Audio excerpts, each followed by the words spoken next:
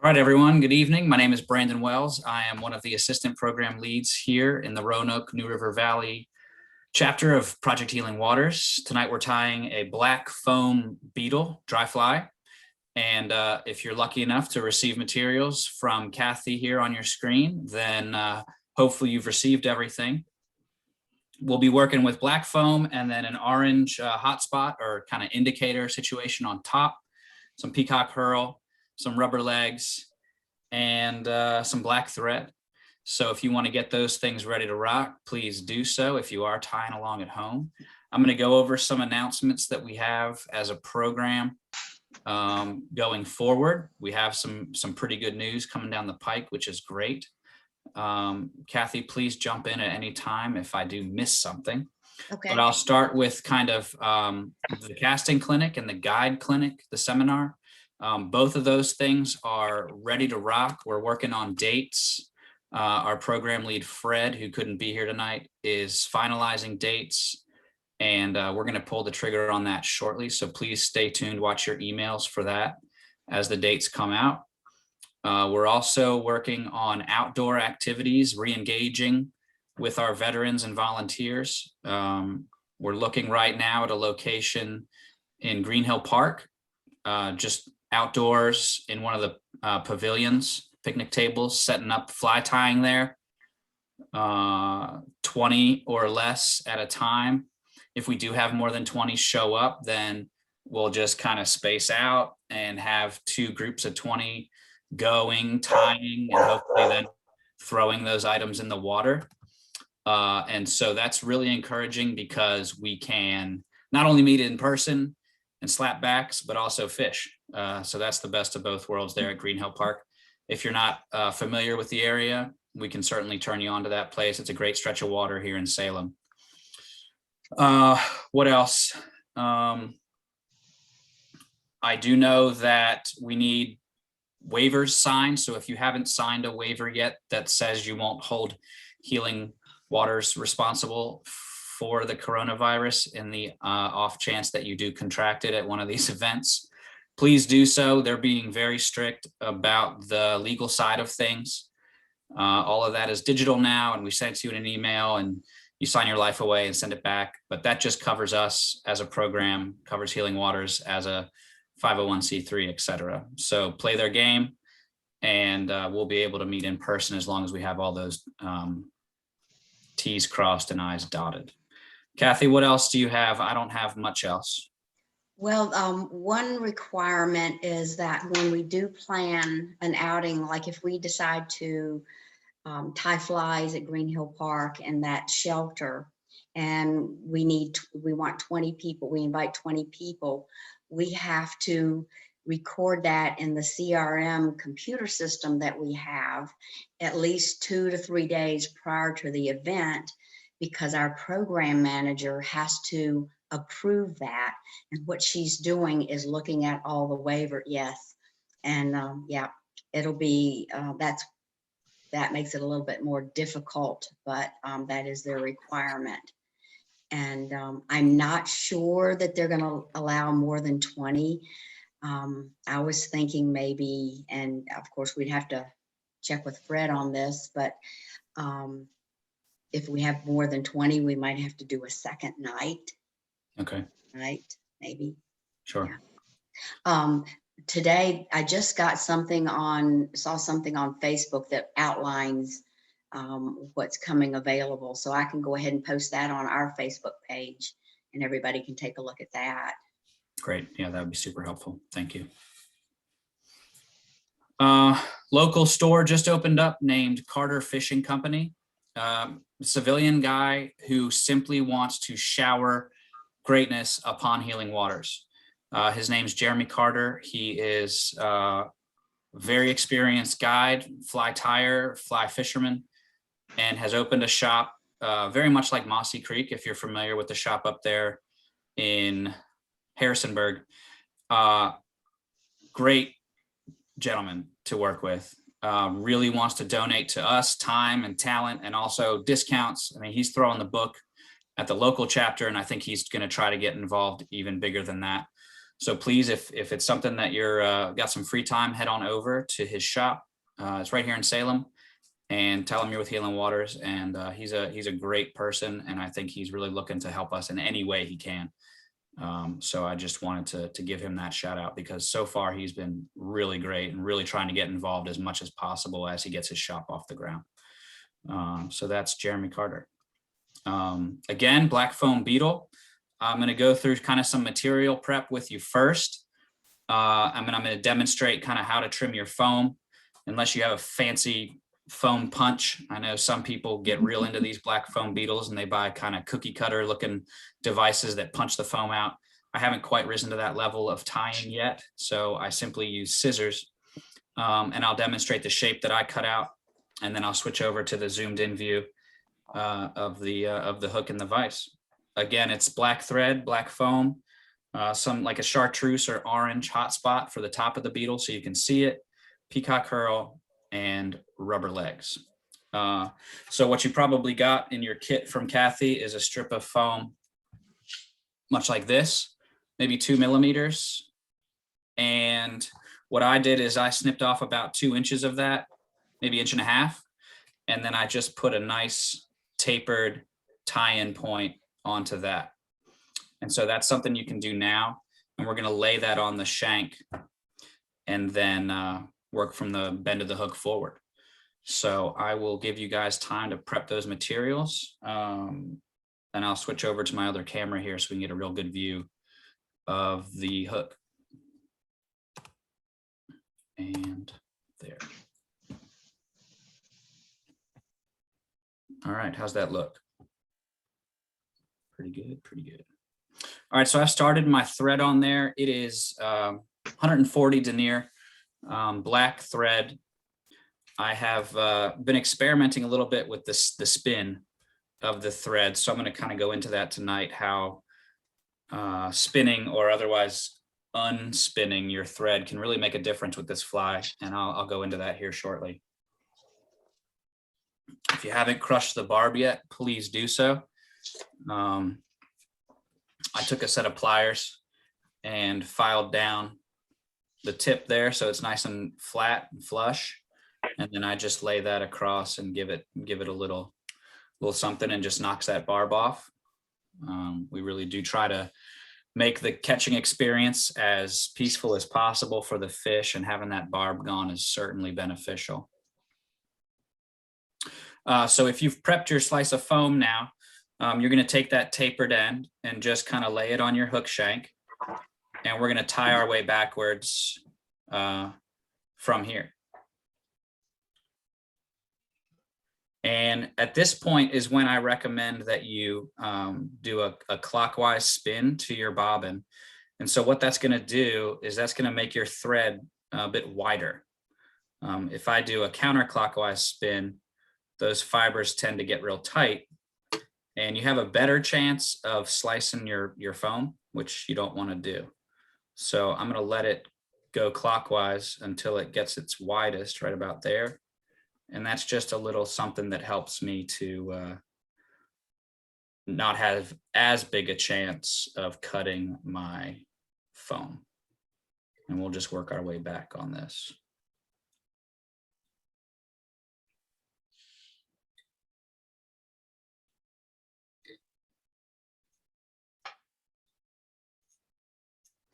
Now, I like to get this as smooth as possible because the peacock herl is next.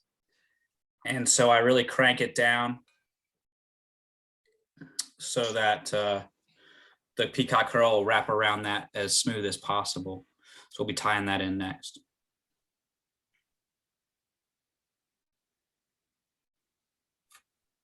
I'm going to use 3 strands of peacock herl. That is always personal preference, of course, but I've got 3 here that came with my kit. Thank you, Kathy. You definitely want to take strands that are closer to the eye of your feather. These pieces here, they're the longest and they have a lot of iridescence. The stuff kind of further down the feather isn't nearly as effective, so just ignore that.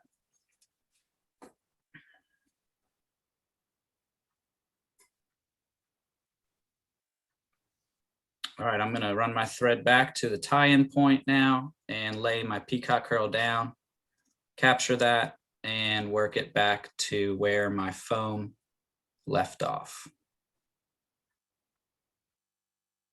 Tie that in real well. And a tip to those that don't work with herl too much, you actually use the herl to advance your thread. And so that'll help your herl stay organized. I'll demonstrate it here in a second, but it is a neat technique of wrapping your herl, and you don't advance the thread ahead like you would with most materials. You just let the herl work that thread forward, and it'll keep things nice and organized for you.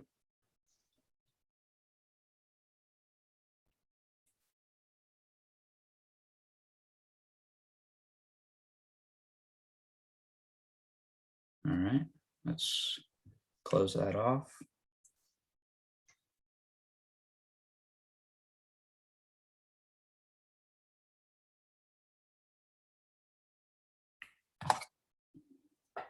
I did a few wraps behind, I did a few wraps in front of. Herl's pretty delicate, so it doesn't need much force to break it. So just be gentle on that aspect of things.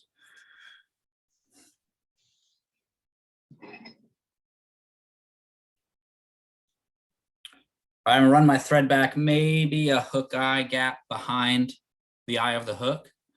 And now we're gonna bring that foam over top and lay it down right there where the tie-in point is currently. Again, you're gonna want your thread to be as unraveled. There's gotta be a better term. I don't know what it is. I'm sure Mark Colwell knows, and he'll correct me shortly. But whatever the term is for letting the thread unravel, let's hear it and then do it. You'll get more surface area out of your thread and less chance of slicing the foam.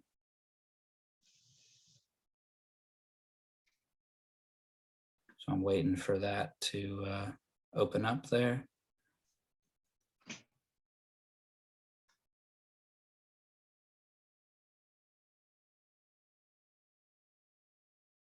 Sayward, how we looking?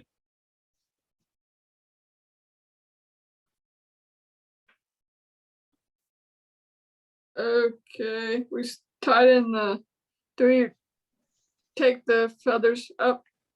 Nice. Is that You what we bringing them- do? Bringing them Bring 'em forward? up? Yeah, Awesome. okay. That's what I wasn't sure. Yep.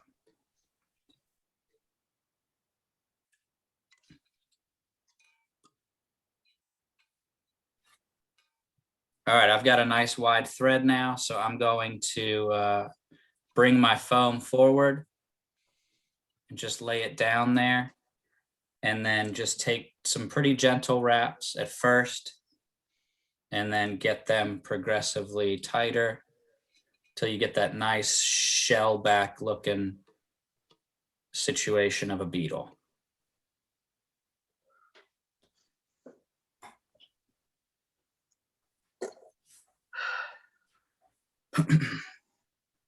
If the excess bothers you there, now's a great time to get rid of it. It bothers me.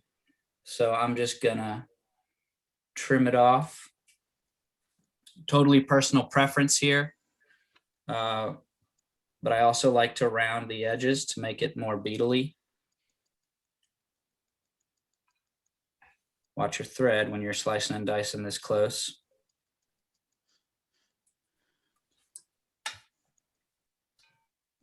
The macro lens exposes all flaws, which is great when you're on live tying. And the last step that we have is going to be the rubber legs. So grab a slice of your rubber leg here. And after you've got a nice base of threads right there, when you fold it forward, we'll just pull those rubber legs towards you.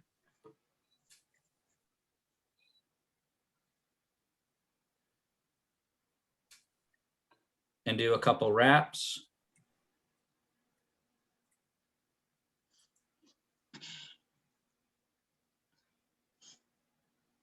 And then one cool thing that I saw was he just took that leading tag end. The guy that I like to watch his tight line videos, and he just rolled it across the other side. So he just brings it over without really cutting anything yet and ties it in again on the other side. Just kind of efficiency of work here if you're trying to crank these out. This is a good time to adjust the angle of your legs as they would sit in the water. You can really pull up on your rubber legs and kind of change how they sit. That looks really great to me right now. I like them a little bit above the foam, so they're more in the surface film than under the water. And then I'm going to whip finish before I get my, no, I'm not. Then we're going to tie in our final piece, which is our indicator, our sighter, our orange hot spot, whatever you want to call it. We are not quite ready to whip finish. If you throw it like this, excuse me, you will have no idea where your fly lands, and you will have no idea when to set the hook because it blends in perfectly with the surface of the water. So this is incredibly important at this time. I'm going to take maybe 3/4 of an inch of this. Nothing special at all. You want it to be the width of your fly. So if it is a little wide, take those scissors, cut it down to where it sits pretty happily just on top of the body. And then once again, let that thread widen out. And we'll do 3 or 4 wraps to get that sighter right on top. Fish aren't going to see this typically because the fly will not ride like upside down, most likely. So this is just for you to know where your fly is, watch the drift, and watch the fish eat it.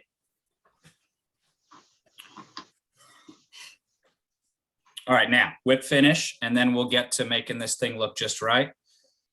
I whip finish right here at the tie-in, do just, you know, a nice couple more wraps right on top of things. 1, 2, 3, 4.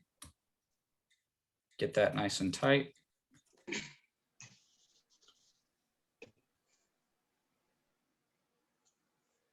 And then trim off your excess. All right, so first and foremost, legs. Length of front legs for me is always shorter than the back. So I would probably say 1/2 inch to the front legs here. Something along those lines. And then the back, I usually pull them both backwards and trim it right at the bend. And I hope for the best. It's a good looking fellow right there. Now the indicator, if it's hard for you to see, you know, to begin with, your eyes are not serving you as well as they have in the past. Maybe you want to leave as much on there as possible. My eyes are starting to go, but we're not quite there yet. So what I'm going to do is just take some of this off. I don't cut across. I actually cut at a horizontal angle. And what that does is it gives you a really flat kind of profile to the indicator, which is neat. See that? And then I'll do the same on the back. And that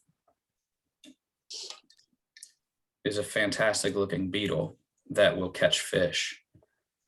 If you're like me, you like security systems. So I put a little shot of resin here on top, lock everything down from unraveling, and hit that with the torch. Not for show, not to make it look like a wing case, none of that. This is simple durability. And that indicator really lights up with the black light, and they say that fish can see the infrared. So perhaps that'll, if they do catch a glimpse of it, they'll get curious about what that glowing thing is. But that is the beetle.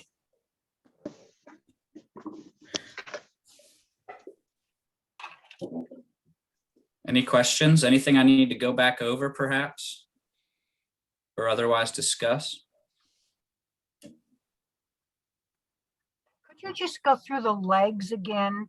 Yeah, You made it look absolutely. so easy. When I tried it, it just wasn't that easy. Let me throw another hook on and I'll just do the leg part. No problem. Hold Yeah, on a just second. please, thank you.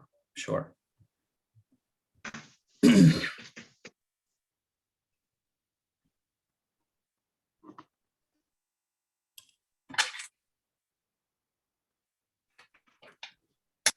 All right, so let's find my rubber legs here. Here they are. Who was that? Joy? Yeah. Joy, so what I like to do is I let some slack out of the old bobbin here. And if you tie like me, your thread is on the opposite side of you from the table. So it's on the far side of the hook right now. Is that true for you, Joy? Yeah. All right, so for that situation, you're going to want to take your legs and push it into the thread. So I'm pushing it away from me. It's towards the camera, but that's just cinematography. And then at that point, I can kind of pull up. And if I keep going up, those legs are now kind of caught, very gently caught, but they're caught. And I haven't really had to do anything at all. And now you can follow that up with wraps. And so if you did what I just kind of showed, you don't really have to do much of anything to get them to hang where you want them. And then you can begin sending wraps across them to really lock them in place. Okay. But I really like the push away method because it uses the gravity or the weight of the bobbin to hold the legs in place temporarily while you kind of can fine tune them. So you push away from yourself and bring them over the top. In this case, if you're doing the first set of legs that faces you. Okay. Now, when you're doing the second set. Okay, so the way I did it was kind of version 2.0, but version 1.0, let's say that you're doing another set of legs. Same thing, you push away from yourself and just leave them on that side. So you would push the legs into the thread that's still hanging and just leave them on that side. If I can get the bobbin to grab it here. That's simple. Okay. Yeah, so just let the thread kind of barely hold it. Okay. And then once you're happy with the angle, pinch and come through with a couple wraps to have them stay in place. The 2.0 method was just using the same slice of rubber leg all the way through. Not necessary at all. Okay. Okay. So just do I think I was just, squashing it down too tight. Yeah, they will roll, and you can slice them too. They'll roll, and you can slice them very easily. So I like to do a few loose wraps and then kind of cinch down on top of those after those loose ones are in place. Okay, thank you. Yes, ma'am. Thank you.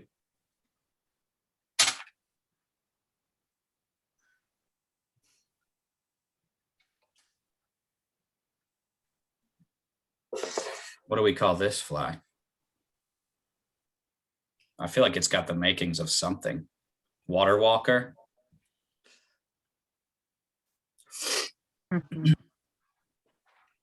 Any other questions? Anybody want to show off their hard work?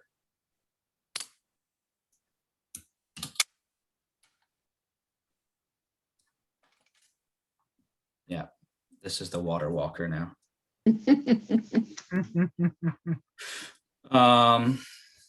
All right, I'm gonna take myself off spotlight because it's narcissistic in my mind. And, It's a stick man of death. You like that? I like that. I bet Orvis buys 100 of them. What else? Nothing else really. Let's see. Did really well a few days ago at North Creek in Arcadia. The stoneflies were hatching. Caught one on a rock in all its glory. Monstrous fly. But the brook trout were pretty active. They were taking nymphs, not dead drifted, but kind of as you started to reset your cast, they would hit it as it came out of the water, which was really neat. really cool behavior to see the brook trout chasing a nymph through the water as opposed to picking off the dead drifted stuff. So I kind of had to change my tactics there, but did pretty well up at North Creek in Arcadia. Heading to the beach tomorrow for some red drum, hopefully in the intercoastal waterway. So I'm taking my 8-weight, some Clouser minnows, and hoping to catch some drum on the old fly rod. We'll see how that goes. But yeah, it's getting pretty hot. The Roanoke is nasty right now. We've had a ton of downpours here the last few days. It's looking like this week it's finally going to dry out. But man, we got hammered the last couple of days. Yep. Been heavy rain too. Yeah, absolutely heavy rains. But forecast for the rest of this week looks pretty good till I think the weekend. So the Roanoke should start looking good by Thursday or Friday. I tried to find some smallmouth or Sunday, and actually went up to the Maury near OIM Goshen, and that water was actually it was a little high, but it wasn't bad at all. I got a couple smallies, but Nice. and then I went over to the cow pasture, and that was just totally blown out still. I'm sure. Yeah, I believe it. But yeah, it's definitely hot. Yeah, that's the one thing about North Creek. We could get 6 inches of rain here, and that little waterway is still pristine because it resets itself almost overnight, which is really great. But yeah. Anybody else for anything for the good of the group? Have you been into that shop, that Carter's Fly Shop? Yeah, I went there yesterday. I went there on Saturday, and I guess he's only open during the week. Yeah, right now he's working through some things in life, getting the business off the ground and getting a lot of stuff lined up. But I think right now he's Monday, Friday, like 10 to 6 or 10 to 4. But he does have plans to expand into the weekend hours. Where's the shop at exactly? I'm sorry? Where is the shop at exactly in Salem? If you're familiar with where Mac and Bob's is, Burwell Street. Yeah. It is a little house right off on Burwell Avenue or Street, whatever Burwell is, kind of catty corner to Mac and Bob's. Okay, the little building back there in the back. Yeah, it's nothing. He doesn't really have much signage out yet. I mean, he's grassroots right now, but he's got some great gear inside. He will make you feel like you're taking advantage of him. I mean, he just throws stuff at you. So really good dude, really wants to help us out locally and nationally. So Is he selling rods and reels? he is. He's got But he doesn't sell any tying stuff yet, right? I haven't seen materials in there yet. He is selling rods and reels, Kathy. He's got TFO rods and Reddington and another that escapes me. And then he's got some pretty high-end reels. Galpin maybe is the brand name. I don't know. They were not for Good. the faint of wallet, but just gorgeous stuff and really, really quality, really nice layout. Lots of apparel, lots of gadgets for the fly fishermen, and lots of flies. And how about the fly fisher ladies apparel for? And the fly fisher ladies apparel too. Okay. Oh, Yeah, cool. he had like some Patagonia stuff in there for the ladies. I didn't look at that as hard as I should have. But yeah, so just a really nice place to have here. 10 minutes from Green Hill Park. It's Yes. great. So Yeah. Brandon, About time Roanoke got another fly shop. My God, yeah. an actual one. Yeah. Becky, was that you? We lost your audio, lady. Brandon, can you hear me?